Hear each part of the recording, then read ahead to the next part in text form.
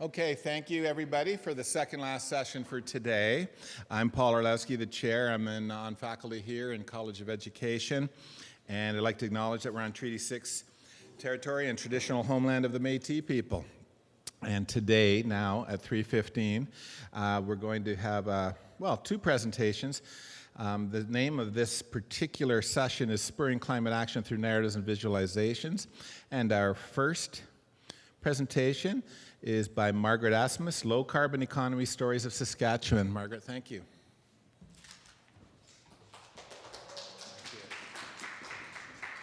So I do a number of things, and I won't go into all of that, but one of the things that I'm doing right now is I am working on this project for the Saskatchewan Environmental Society.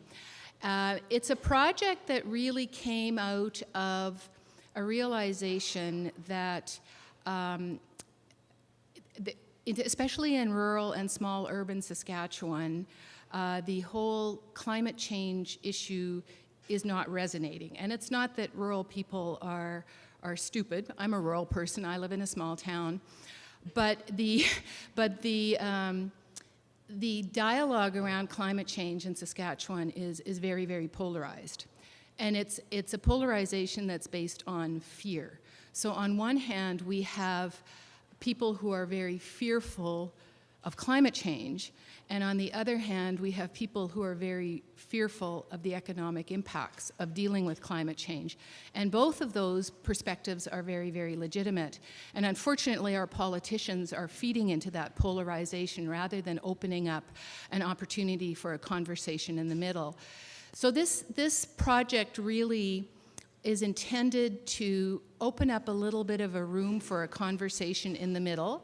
It's got a specific audience. We're looking at rural and small urban businesses, farms, and community organizations. And we really want to sort of open up a conversation about, are there ways of doing things that are low GHG emitting, but also good for business? Oops, now how do I do this? Am I pointing the wrong place?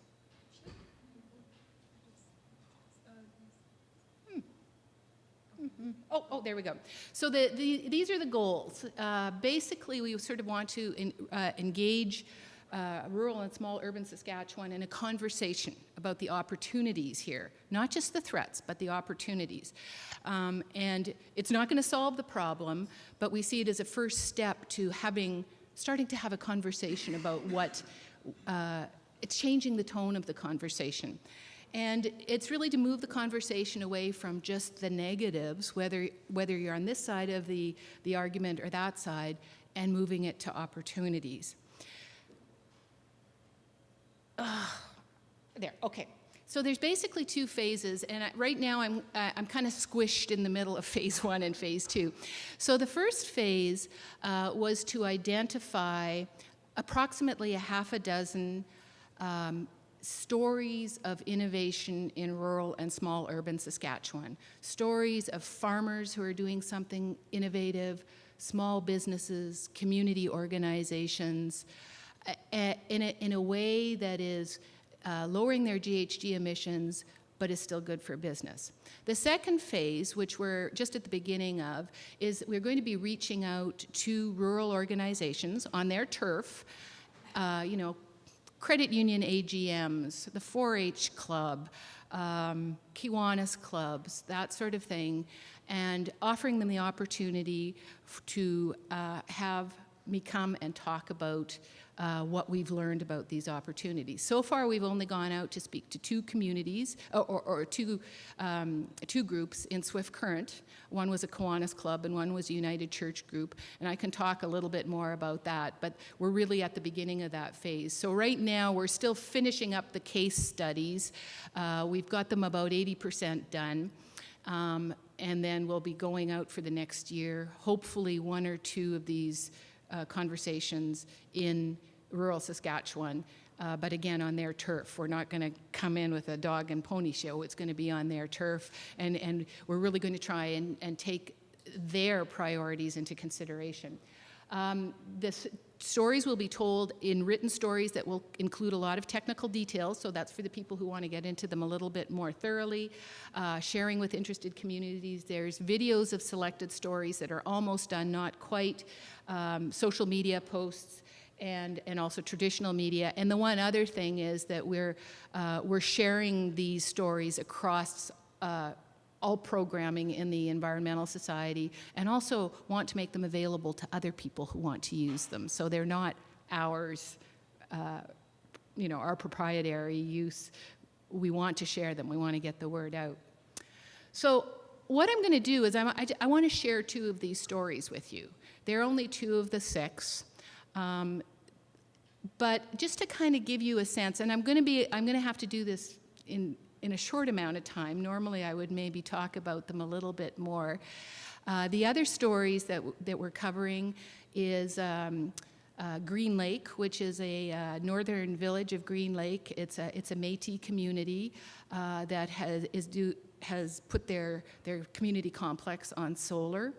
Nipawin Bible College that is powering 80% of their operations with solar. Another farm, McCurry Land and Livestock, that is doing some innovative stuff around the way they farm, but also in terms of wetland preservation, because as a lot of you know, wetlands are quite important in all of this. And then we're still considering what the 6th one will be. There's a couple of options, but I'm going to share 2 of these stories with you, okay? Just to give you a sense of how we're framing it, and also to maybe make you feel really good about these neat little businesses. So the first story is Kaylane Kennels near Cronow, Saskatchewan. And this is an aerial shot of where they live. They live and they have their kennels all on the same property. And you will notice that, you've got the house, the kennels is that big building, and then there's those solar panels, okay? So they have done a number of really interesting things, and they did this very deliberately because they wanted to be environmentally friendly, and this was a priority for them. And so what they've done, one of the first things they did was they converted the heating of the kennel to geothermal, because a kennel is not a very energy efficient building. You have all these little doggy doors that dogs are going in and out of, so that means all the heat is going out, and it can go to minus 40 in Saskatchewan. So geothermal's great. The energy the heat is free. But what a lot of people don't think about is that the electricity isn't free, and it's certainly not emissions free, especially not here in Saskatchewan, where most of our energy or most of our electricity is coal-based. But that was the start of their journey. A couple of years later, about 6 years later, they put in a big solar array to cover all of their electrical needs, including the geothermal system. The only place that they've got natural gas is in their home. They've put in an extra electrical boiler to supplement the geothermal heat just when it's really, really cold. But again, that's covered off with the solar panels. They've done lighting retrofits and upgrades throughout their facilities, so bringing down the load of electricity that's being pulled by the solar panels.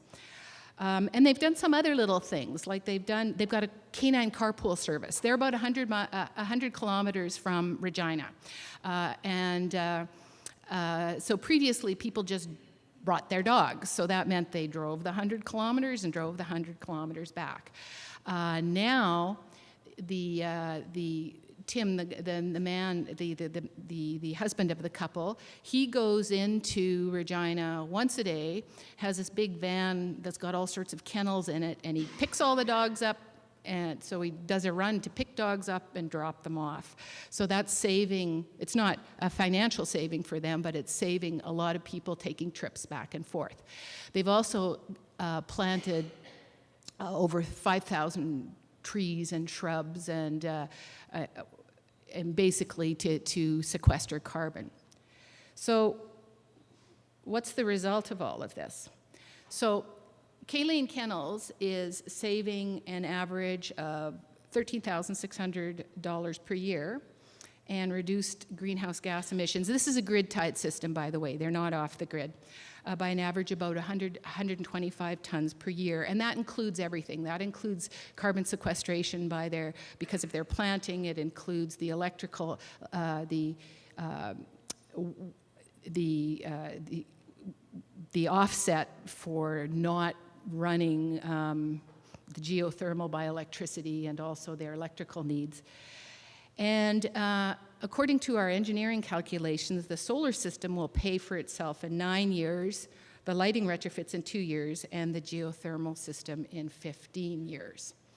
So when you think about this in business terms, a system that pays for itself in 9 years, that's a 10% return on investment. That's more than most of us get at the bank. Now, one of the reasons that they're getting such a good return is because the more you use, the better the return is. I mean, they're powering an awful lot. They're powering their heating and everything else off of this solar system. But this is the story that we tell. You know, where else do you get a 10% return on investment?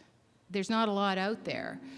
This couple, I mean, when you talk to them about what they're doing with their kennel, I asked them, what would you do differently if you were to do it again? And they basically say, well, we do it a decade earlier. Even at the higher prices that existed a decade ago, we do it a decade earlier because especially if you're in rural Saskatchewan, and especially if you're not moving, like if you've got a long-term interest in that place, it's worth it. It pays for itself. It's different if you're living in the city and you're moving every 2 years. It's an investment that's a little bit iffy. But if you're in rural Saskatchewan, you've got land, this is an investment that makes sense. And she said, I don't understand why every farmer in the province doesn't do this. The other thing that they said was that this actually gives them a little bit more flexibility. Previously, they were working 365 days a year, you know, and did not take holidays. And part of it was because they had these ongoing bills coming in, so they always had to optimize the number of dogs that they brought in. Now that they've got that under control, they take a holiday twice a year, and they actually reduced the number of dogs they bring in and turn people away. And they could have like 3 times as many dogs as they have because it's a very popular kennel. So, you know, it was a very good business decision, but it was also, in terms of their quality of life, they say that it's been a boon.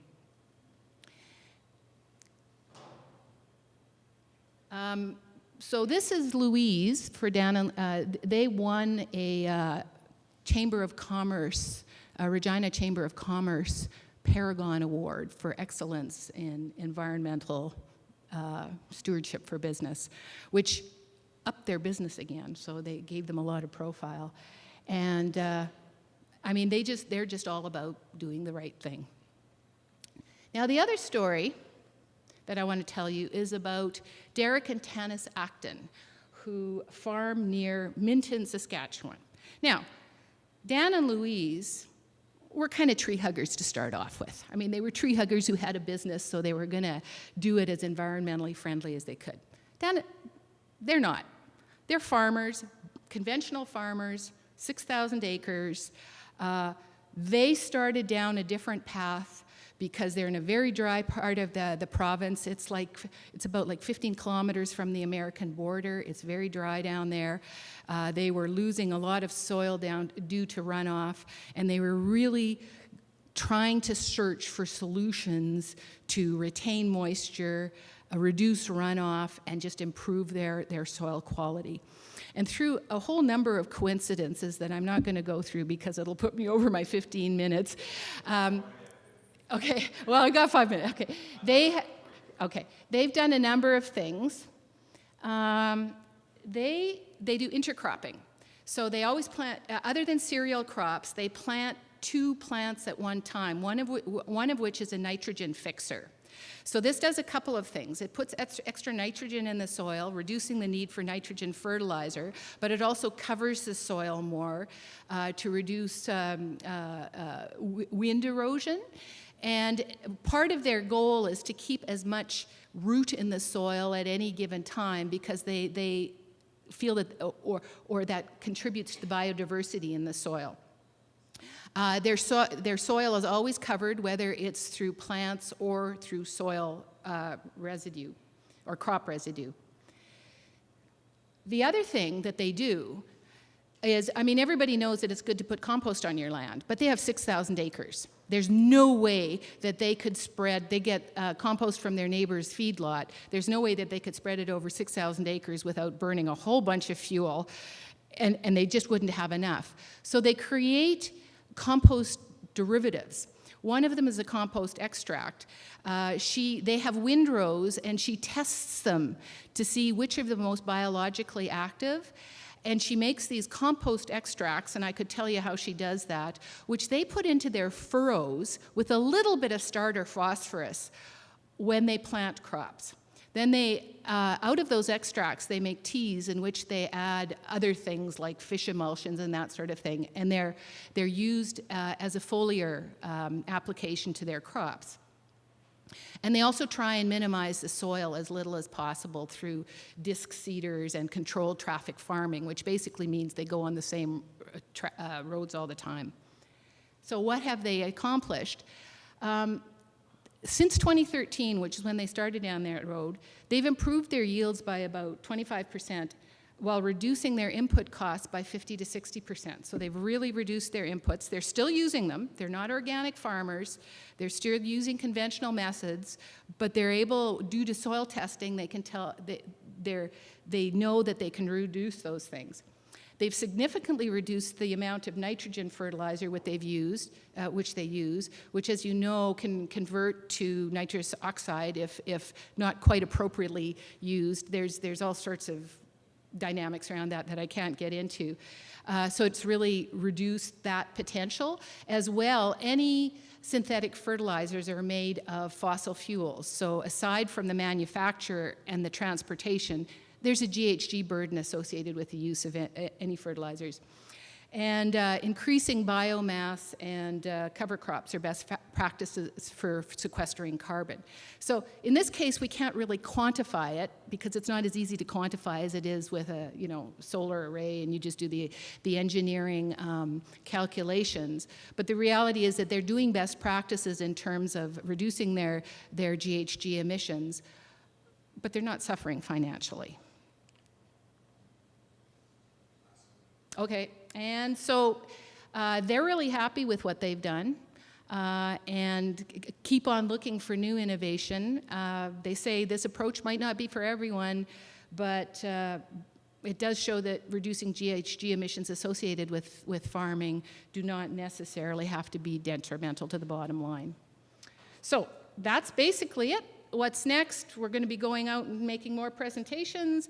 And here is contact information. A lot of these case studies, the detailed case studies, will be on the SES website, hopefully in about a month. Okay? Thank you.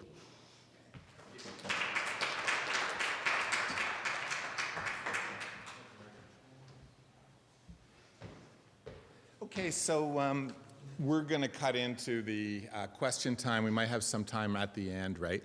And thank you. So that was 20 minutes. We got 30-minute presentation going now. And these people are Mackenzie Tilstra and Melanie Hoffman. Peter's not here, is he? He's on the list, but hey. And so anyway, I'll just let them introduce their topic. And we'll have time for some questions, but not as much as usual right at the end, okay?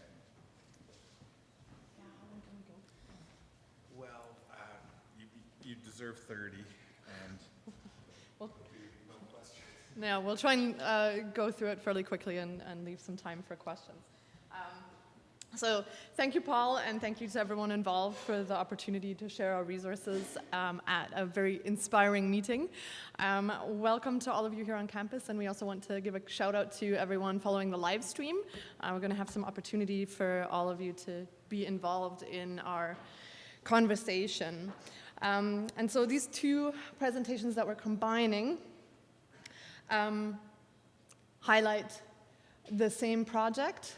So in the abstract booklet, I need to point it here, right? You'll find two descriptions referring to our Alberta-based project on a carbon reduction simulation embedded in hopeful climate action narratives. So we're combining that to talk about that project, which is called Accessible Solutions, introducing to you some tools for non-polarizing climate change communication. So I'm Melanie Hoffman. I'm a chemist with a background in adult education and just recently joined the King's Centre for Visualization and Science at the King's University in Edmonton. And I'm Mackenzie Tilstra. I am a chemistry student from the King's University, and I'm the student lead for this project this summer at KCVS. And so in this talk today, we'll introduce you to the challenges that we're hoping to address through our work. Our work is very much geared at supporting educators, so we're very excited to connect with more people as we're developing this project. We'll share with you some research on non-polarizing climate change communication, so that'll tie very clearly to what Margaret just talked about, and demonstrate our carbon reduction simulation. So what are the drivers behind this work? This is what I'll go through very quickly because I know I don't need to convince you sitting here or following the live stream about why we want to do this work. So very heavily, of course, our response with the updates that we're making to the recent IPCC report, urging us to limit global warming to 1.5 degrees above pre-industrial levels. And we are, with this work, going beyond trying to convince people that climate change is happening and focusing on what we're going to do now moving forward. So it's a tool that is trying to empower people to move forward with hope into action. Of course, in the last week, this has come up again in the press, and we had a nod to that earlier today in our keynotes, also with a reference to accelerating species extinction rates, and this being a policy-based report also makes reference to climate change as a key factor that we have power over that influences species extinction. And so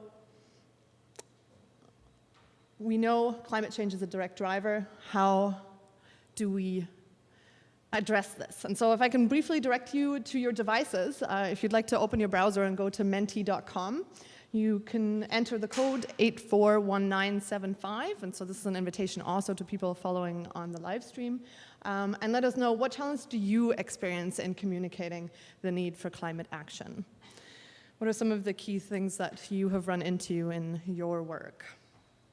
And so, Mackenzie, do you want to activate? Oh, sorry.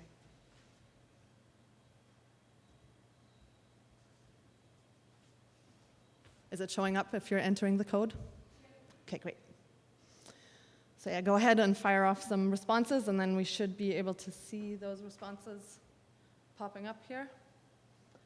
Unless, of course, we're having technology issues, since if you've already sent things, we're still seeing 0 here. Sorry.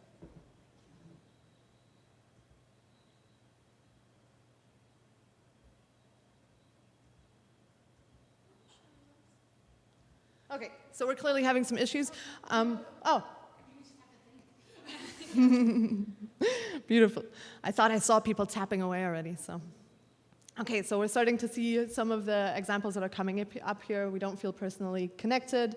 There aren't strong local examples. Economy is a big issue that certainly always comes up. Despair connected around talking about climate change. Thank you for participating and giving us some insight into the challenges that you're having. And so, how can we address some of these challenges? Okay, so there we go. This can be how communicating climate change sometimes feels. It can be frustrating because it feels like the weight of all the scientific evidence that we are aware of is just not holding against certain people we're having conversations with. So it's frustrating and confusing because we think that the facts should be able to speak for themselves, right? So we kind of tend to think that sustainability science and climate change science literacy is actually at the root of the problem, and we revert to something known as the knowledge deficit model. so the knowledge deficit model starts from the basic assumption that people are just lacking the right knowledge. So then it follows that if we educate them and fill this gap, then they should understand and accept climate change. So this method is used by a lot of climate experts, environmentalists, and educators, and the problem is that it doesn't seem to be working. The facts don't seem to be speaking for themselves. So I'm going to walk through a contextualized approach that identifies 3 elements to successful climate change communication that are kind of across the literature consistent. So the first is language and framing. What you say and how you say it are hugely important when you're trying to communicate, and there are buzzwords like climate change that immediately set people off of the conversation when we try to move forward into climate action. So the second component is trust in the communicator. So we're bombarded with information all day, every day, and we use trust to make sense of controversial and complex topics. So what's key here is that people are more likely to trust people that they respect and share values with. Makes sense. I think we operate in the same way. We trust people who are like us. I'm more likely to trust my chemistry professor on climate change than I am Donald Trump. So the final aspect of this is identity, which kind of encompasses these other 2 elements of how people receive climate change information. And it makes sense, right? Who people see themselves as and the groups that they identify with are going to play a foundational role in who they trust and the kind of language that resonates with them. And so a communication strategy that has kind of been identified to encompass all of this are narratives. So narratives tell a story that helps people integrate information within the context of their own identities. So that uses appropriate language and framing and communicators to tell this story about this information. And that is really important for us at KCVS, or the King Center for Visualization and Science, and this project that we are working on, and we are going to take this information and apply it to our visualizations. And so in our Accessible Solutions project, what we're aiming to do is to work with partners to visualize energy choices that people have, and then show their climate implications. Doing this through interactive simulations that we are now embedding in Alberta narratives. And so this work is based on a simulation, the carbon reduction simulation that has previously been developed at KCVS. I'll talk briefly about that in a moment. And that forms the foundation of this work. We're working with some key partners in Alberta to support educators through this work. So like I said, we really want to address a need for resources that we have heard about from our partners. And so we're working there with the Alberta Council for Environmental Education to supply K-12 educators with curriculum-embedded resources. We are working with Student Energy to address university-level students in Alberta, this, of course, being a globally acting organization, and then also with the Energy Futures Lab to support their work in community education and leadership education. And then to embed this in Alberta narratives, we will be drawing heavily on the Alberta Narratives report. Okay, so the Alberta Narratives report was carried out by an organization called Climate Outreach in partnership with the Pembina Institute and Alberta Eco Trust, in addition to a number of other supporters. But they set out with the ultimate goal of identifying language that fosters non-polarizing conversations surrounding climate change and energy transition in an Alberta context. So I want you to think back to that contextualized approach that I forgot that. Those are the organizations. Think back to that contextualized approach that I talked about earlier and pull out your phones again. Can you guys think of some groups that you identify with? and just over there.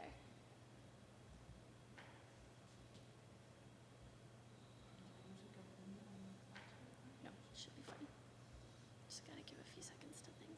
Yeah, and so as you're thinking about your identities, first things that probably come to mind are your professional identities, for example, the things that bring you here, but also think beyond that. So for example, I identify with chocolate lovers, and maybe you identify with hikers or dog owners, or you enjoy learning language. So what are some of your identities?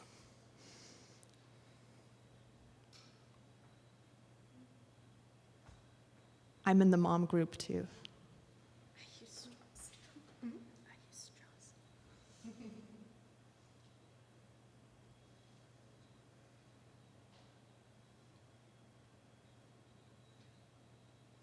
So, as we can see, there are many, many identities that we can identify with and groups of people that we share values with.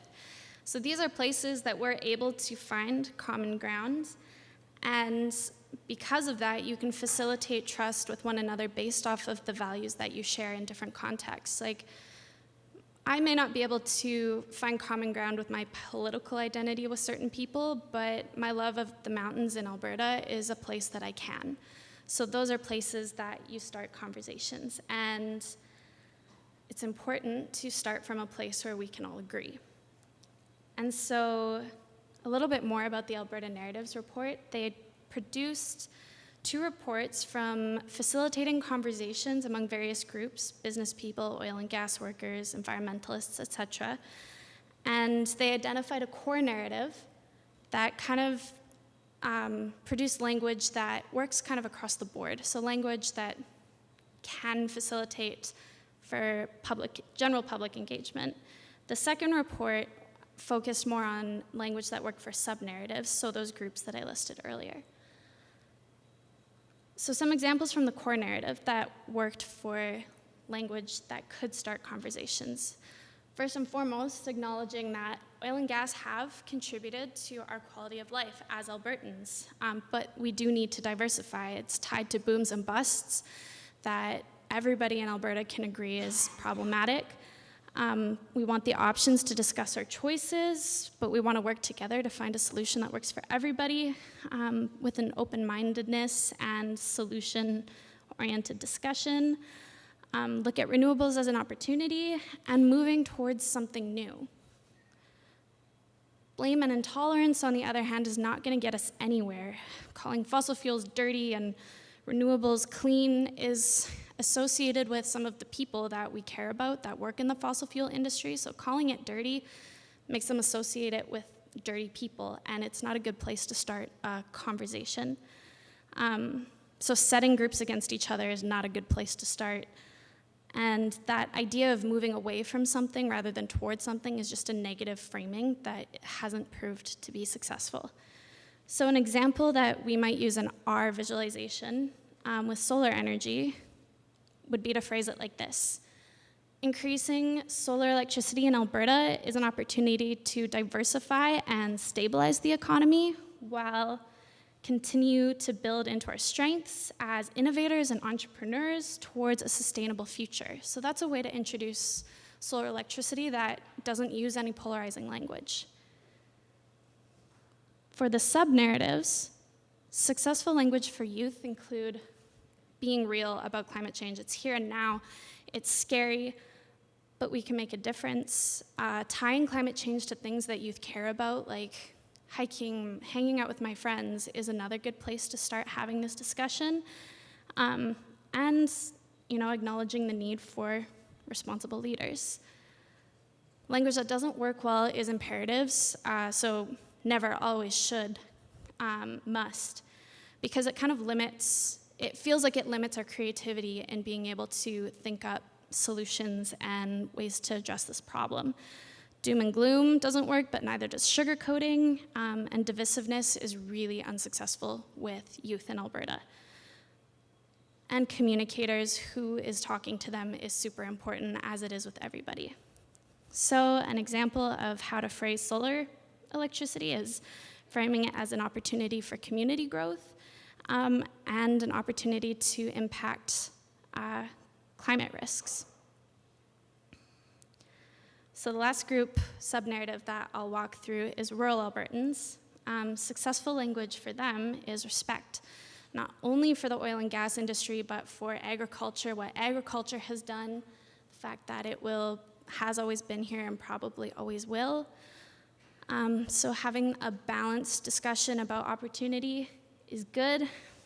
We need all of our energy resources rather than trying to rule out oil and gas right off the get-go, as much as we may think we need to, isn't going to be a good place to start this conversation with rural Albertans. And having an open conversation is always a good place to start. Again, imperatives, because it limits our creativity in addressing the problem, is not going to be successful. Pushing climate change is also not going to be successful. You may have noticed that in conversations. Urban-based solutions, because they're not relevant to rural Albertans. You can't bike to work if it's 100 kilometers. It's not feasible. And overstatements and exaggerations about weather impacts and things like that are not necessarily going to be taken seriously, especially if you're an urban communicator. So an example of how I might frame solar electricity to rural Albertans is as another opportunity to diversify the energy sector and a chance to develop one of many resources, including agriculture and tourism, etc., for economic growth and increased quality of life. So now, Melanie's going to take you through our project. Through the other part of our project. So now that we have a little more understanding maybe into some aspects that we need to take into consideration as we communicate about climate change and embed our work in narratives, what is this work that we're embedding? So at the King Center for Visualization and Science, there has been ongoing work in developing interactive, engaging online tools that are free to use and that you should go and check out on our website, kcvs.ca. The tools, so the center has been in operation since 2006, and there's a large suite of tools that center around education for chemistry and physics, but there's also a large set of tools for climate change, which I'll be highlighting in a moment. Really unique is that the center relies on undergraduate students to do the work. Over the summer months, we have a team of undergraduate students that is engaging, and so this summer we are lucky to have some very talented computer science and chemistry students. Can you pick out the one physicist in our group this summer? And then the director is overseen by our fearless leader, Dr. Peter Mahaffey, a professor at the King's University in Edmonton, who is also a national and international leader in chemistry education and bringing systems thinking into and climate change into chemistry education. So definitely something to check out. Another unique thing to mention about the center is that it does receive over 500,000 visits from 110 countries throughout the year. And so we're hoping to see more uptake with visitors from Canada and with collaborators from Canada specifically. So the resource that we're going into, thank you, Mackenzie. Oh, now we're of course going way forward, is embedded in the suite of resources under global climate change on our website. These are all peer-reviewed interactive resources that generally encourage your students to investigate. So there's lots of toggles to play around with parameters and to come to their own conclusions about scientifically based data-based investigations. And so particularly I'd like to highlight explainingclimatechange.com. This is a legacy resource from the International Year of Chemistry in 2011 that is geared at 16 to 19-year-olds to work through different interactive visualizations in these 9 lessons that guide students through climate change, a lot of it at the molecular level. So for example, I recently spoke with one of our partners in the project who actually said she had investigated our page and had for the first time felt like she actually understood the greenhouse effect. So that's a tool that is really fun to check out that I don't have time to highlight today, but you should go and play with.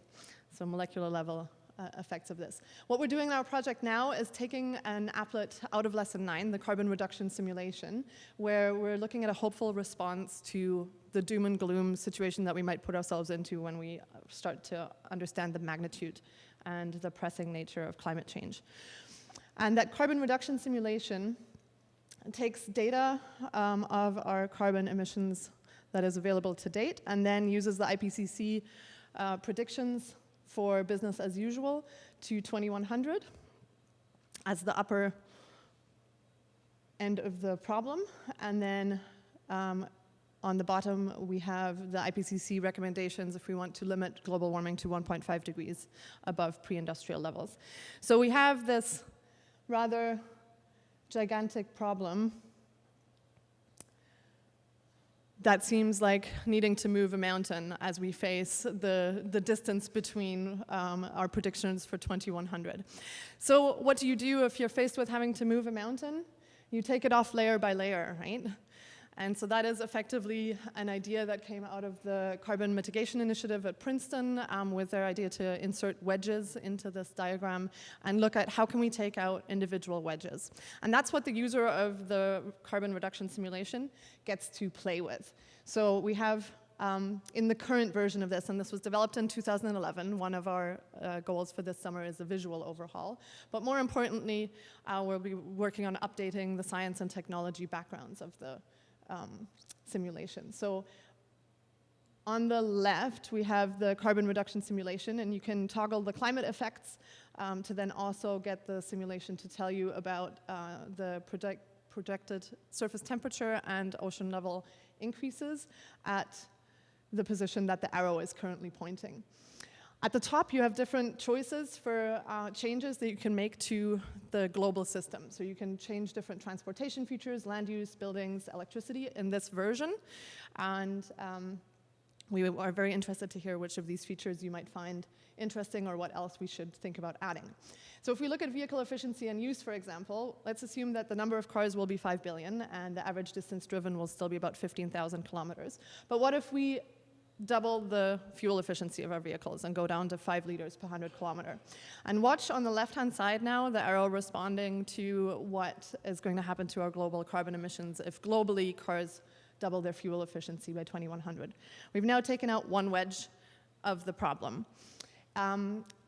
If we don't want to stop here and maybe make our vehicles more efficient, then we just keep going. And eventually you'll start noticing the reality check that's currently a little bit cut off on the bottom there is going to kick in and say, oh no, that's not realistic. So there's a little bit of a check there on the user to say, okay, that's a nice plan, but as our current understanding of technology stands, we can't make fossil fuel-based vehicles that efficient.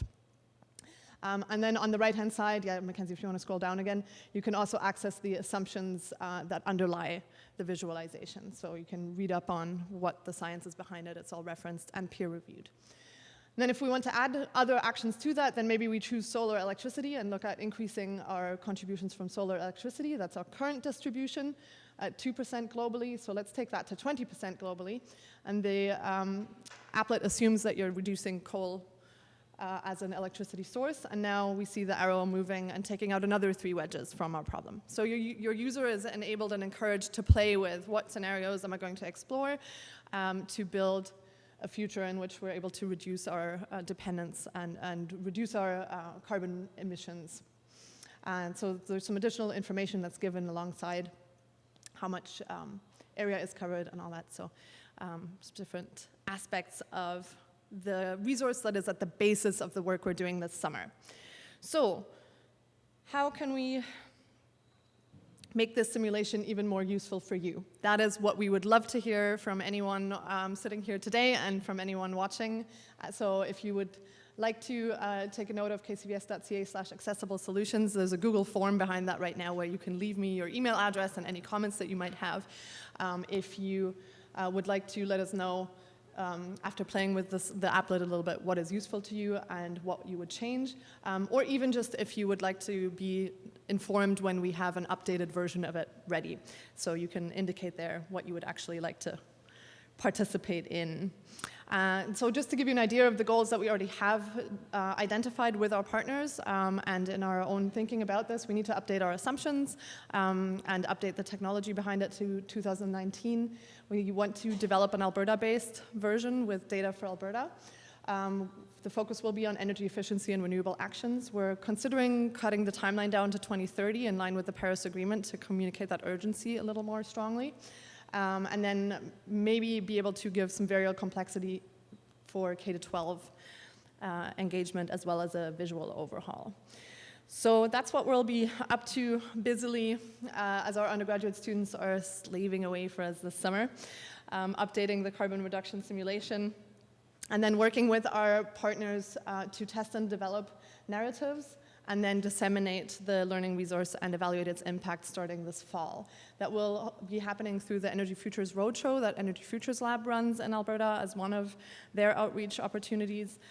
We will be participating in workshops through the Alberta Council for Environmental Education to get K-12 teachers engaging with the resource, and also are talking to Student Energy about things like potentially engaging our visualization in an update of the energy systems map of Student Energy. So I'd like to thank you very kindly for staying and letting us go over time, and I'm very hopeful that we might be able to have a question or two, and as well, I'm hoping that my slide will advance. Thank you, Mackenzie. So thank you everyone for being here.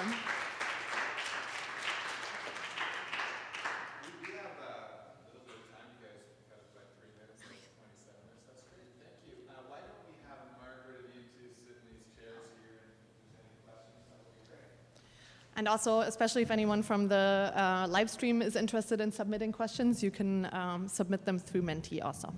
I should say, because I saw Andrew go up, you have to go to the mics for this live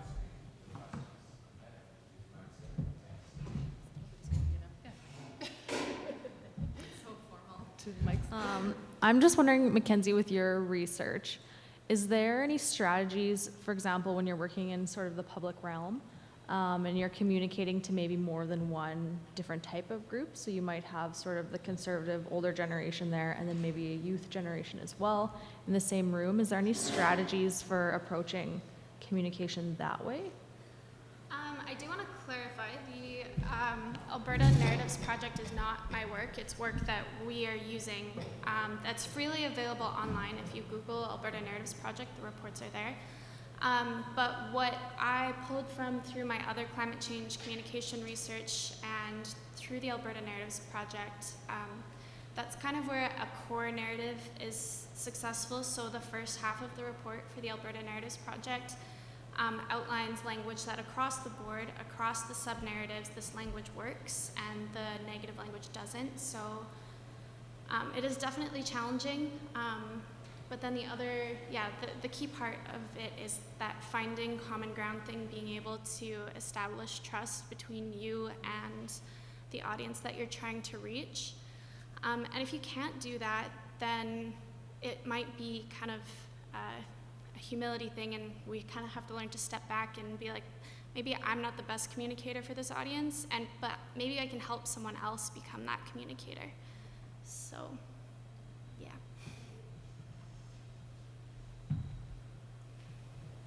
Hi there.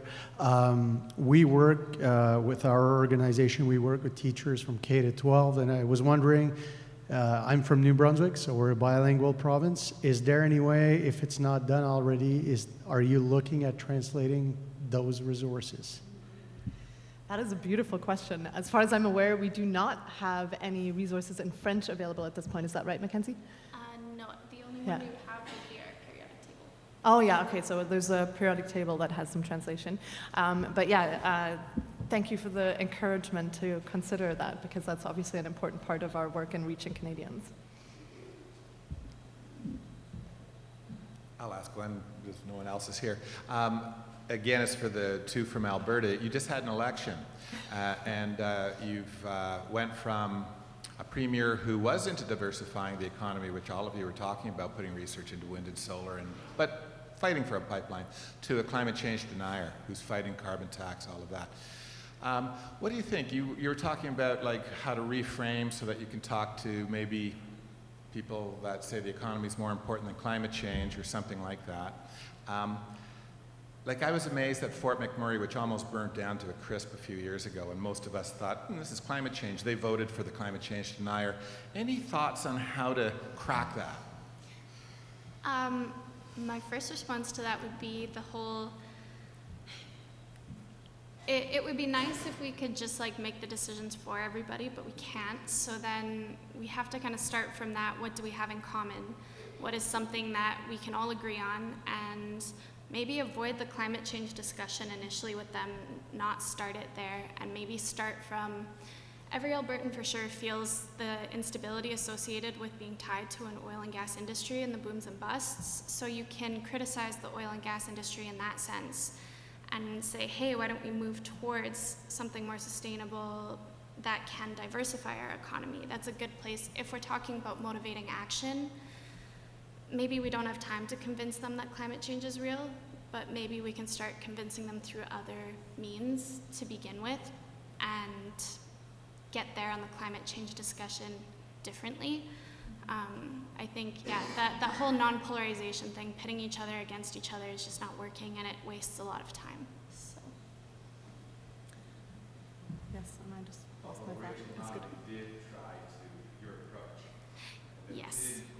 And that probably comes down to the trust issue, would be with how certain energy industry or conservative people, not necessarily politically, but don't trust certain politicians or don't trust politicians in general. It probably comes down to that aspect of the communication. My question is for Margaret. I was just wondering, is it the Atkins, the farmers? Yeah. Did they already know about these solutions, or how did they learn about them and decided to implement them? Well, you know what? It all came through coincidence, quite frankly. He went down to the States because he wanted to buy a seed disc driller that, you know, it's a machine that doesn't do a lot to the land, doesn't disturb the land. And I think was in Gettysburg, South Dakota. And the dealer there basically said, oh, are you going to go to, and I've forgotten the name of the research farm, the so-and-so research farm that's just outside of Gettysburg that's headed up by an academic from University of South Dakota. And they didn't know anything about it. So he went and visited that research farm, and this research farm is looking at a lot of these techniques. So he wasn't even looking for it. He just wanted this cedar, but through coincidence met people who were doing that in the Midwest in the States. And interestingly, he's basically said that most of the farmers that they know who are doing this same approach are in the American Midwest. They're not in Canada. That's their community of farmers. So, you know, it was more coincidence than anything else. I mean, they were looking for a solution to their dry land and how they could farm it, how they could lose less of it. But really, it was just a big coincidence. But luckily, I mean, having said that, he was very open-minded. It was sort of like, oh, this is interesting. I'm going to go home and research that. And that led to another thing and another thing. And, you know, so it wasn't even that deliberate.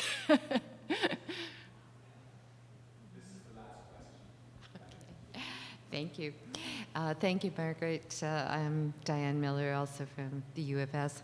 I was just curious about, you gave us a sense of two scenarios. Yeah. Any sense of the next four? Yeah, a little bit of the flavor of the next four? Well, they're all very interesting stories. As I said, we McCreary Land and Field and Livestock, or Field and Farm. This is another farm fairly close to Saskatoon. He's doing some of the stuff that the Axtons are doing, but is also doing some very different stuff around, especially around wetland preservation. So there's kind of an interesting twist there. One story I really enjoyed was going up to Green Lake. I knew nothing about that history of Green Lake. you know, it's a Métis community. It was created as a Métis homeland. It's apparently the biggest village or the second biggest village in Canada or something, because it's like 20 kilometers by, I don't know, it's a huge area. And the mayor up there has this vision, like right now they've got a grid-tied solar system on their community complex. But he has this vision that's much grander, because one of the problems they have up there is that they lose electricity every week because the grid is so unstable. So he has this vision of the community being able to be off the grid. Now, whether or not that'll happen is another thing, but it's still, I was so impressed by that vision, you know, and apparently high community. I mean, 500 people live there, and they support this. Like there is, and I've been a small town mayor, and I don't think I would have got anybody to agree to something, or there wouldn't have been universal agreement around that. But apparently, this community just really bought into it.